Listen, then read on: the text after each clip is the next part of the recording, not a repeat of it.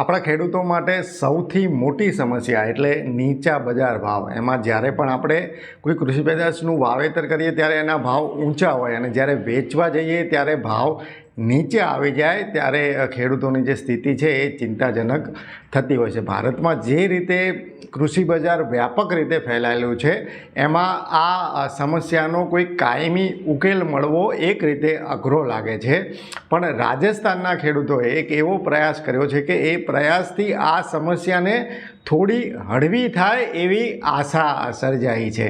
અને રાજસ્થાનના એ ખેડૂતોનો જે પ્રયાસ છે એવો જ એક પ્રયાસ આરબના દેશો પણ કરી રહ્યા છે. તો રાજસ્થાનના ખેડૂતોએ ઘટતા બજાર ભાવ બાબતે શું પ્રયાસ કર્યો છે એની ચર્ચા આપણે કરશું અને એની સાથે આરબના દેશોમાં શું પદ્ધતિ આ મુદ્દે અપનાવવામાં આવી છે એની પણ ચર્ચા આપણે આજના વિડીયોમાં કરીશું.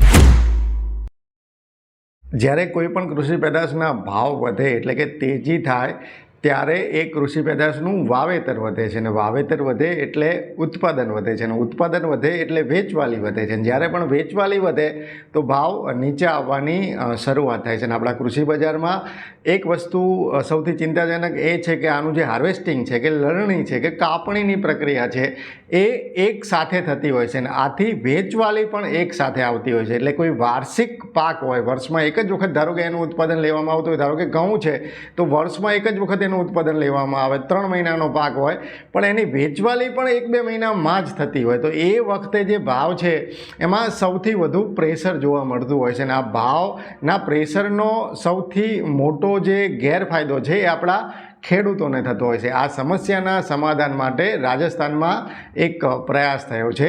રાજસ્થાનમાં કિસાન મહાપંચાયત નામનું એક ખેડૂત સંગઠન છે.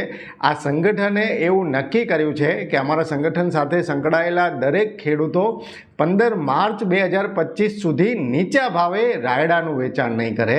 આના માટે એમને ખેડૂતોને અનુરોધ કર્યો છે કે ખેડૂતોએ 1200 રૂપિયા પ્રતિ મણના ભાવથી નીચા ભાવે રાયડાનું વેચાણ નથી કરવાનું. 15 માર્ચ પછી જે સૂચના છે એ નવી સૂચના આપવામાં આવશે. એટલે કે 15 માર્ચની બજારની શું સ્થિતિ છે એનો અભ્યાસ કર્યા બાદ 15 માર્ચ પછીની સૂચના આપવામાં આવશે. પણ અત્યારે એવી સૂચના ખેડૂતોને, રાજસ્થાનના ખેડૂતોને કિસાન મહાપંચાયત દ્વારા આપવામાં આવી છે કે 15 માર્ચ 2025 સુધી 1200 રૂપિયાથી નીચા ભાવે આપણે રાયડાનું વેચાણ નથી કરવાનું. કિસાન મહાપંચાયતનું એવું માનવાનું છે કે રાજસ્થાનના ખેડૂતો જો એકસાથે રાયડાનું વેચાણ ન કરે તો ભાવમાં એક રીતે મંદી થતી અટકાવી શકાય છે.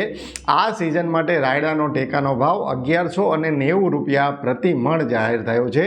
જ્યારે અત્યારે રાયડાના ભાવમાં 900 રૂપિયાથી લઈ અને 1150 રૂપિયાની સપાટીની આસપાસ વેપાર થઈ રહ્યો છે. હજુ જે નવી આવકો છે એ ધીરે ધીરે શરૂ થશે.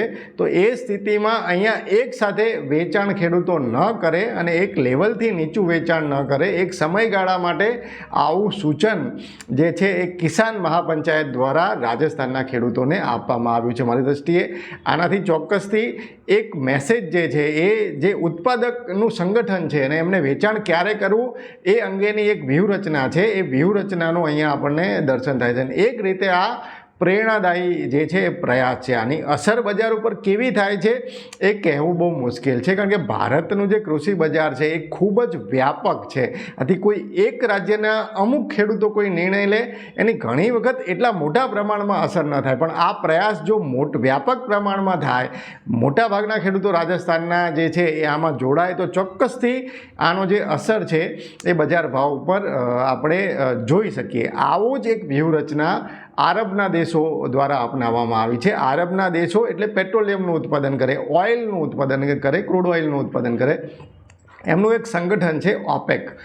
ઓપેક શું કરે છે? ઓપેક ઉત્પાદન બાબતે વ્યૂહરચના નક્કી કરે છે. એટલે કોઈ પણ દેશે ઓઇલનું કેટલું ઉત્પાદન કરવું એનું એ પહેલાંથી નક્કી કરી રાખે છે. એટલે જ્યારે પણ એમને એવું લાગે કે જથ્થો વધી ગયો છે તો એ દેશોને સૂચના આપશે કે ભાઈ તમારે ઉત્પાદન ઘટાડવાનું છે અને ઉત્પાદન ઘટશે એટલે વળી પાછા જે ભાવ છે એક લેવલે સ્ટેબલ થશે. જ્યારે ઉત્પાદન ઓછું હોય, ભાવ ઊંચા આવે ત્યારે એ લોકો કહે કે ભાઈ હવે ઉત્પાદન વધારવાનું છે. તો એ રીતે એ દેશોને ઉત્પાદન વધારાનો જે લાભ છે એ મળે છે. કારણ કે અમેરિકા દ્વારા પણ હવે ઉત્પાદન જે સેલ ઓઇલનું છે એ ચાલુ થયું છે. તો અમેરિકાને ટક્કર આપવા માટે આરબના દેશો ઉત્પાદન ક્યારે વધારવું અને ક્યારે ઘટાડવું એની વ્યૂહરચના નક્કી કરે છે. હવે આપણે ખેતીમાં પણ આ વ્યૂહરચના મિત્રો એક રીતે જે છે એ અમલી કરી શકીએ. અહીંયા કિસાન મહાપંચાયતે વેચાણ ક્યારે કરવું એ બાબતે ખેડૂતોને સૂચના આપી છે. પણ અહીંયા કોઈ ખેડૂત સંગઠન જ્યારે વાવેતરની સિઝન હોય ત્યારે પોતાનો જે છે થોડો અભ્યાસ કરે અને ખેડૂતોને કંઈક સૂચન આપે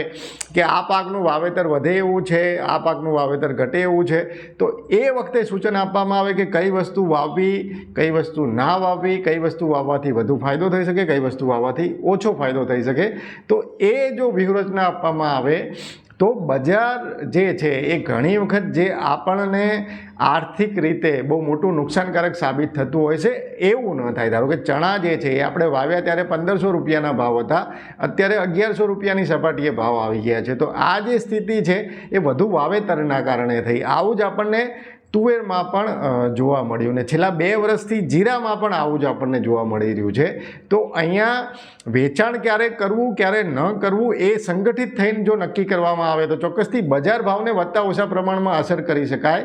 એની સાથે વાવેતરના સમયે કઈ વસ્તુનું વાવેતર વધારે કરવું, કઈ વસ્તુનું વાવેતર ઘટાડવું એ બાબતે જો પણ ખેડૂતોને કોઈ સંગઠન દ્વારા કે કોઈ એક સમૂહ દ્વારા, મોટા સમૂહ દ્વારા જો સૂચના આપવામાં આવે કે અપીલ કરવામાં આવે ને એ અપીલ જો મોટો સમૂહ એનું અનુકરણ કરે તો ખરેખર જે બજાર ભાવમાં જે મોટી ઉથલપાથલ થાય છે ને ઉથલપાથલની જે નેગેટિવ અસર ખેડૂતોની ઉપર જે આર્થિક અસર થાય છે એ આર્થિક અસરની નેગેટિવ અસરને આપણે થોડી ઓછી ચોક્કસથી કરી શકીએ. મને આશા છે કે આ વિડીયો આપણને જે છે માહિતીપ્રદ સાબિત થયો છે. તો મિત્રો આજના વિડીયોમાં બસ આટલું જ. ફરી ઝડપથી મળીશું નવા વિષય સાથે.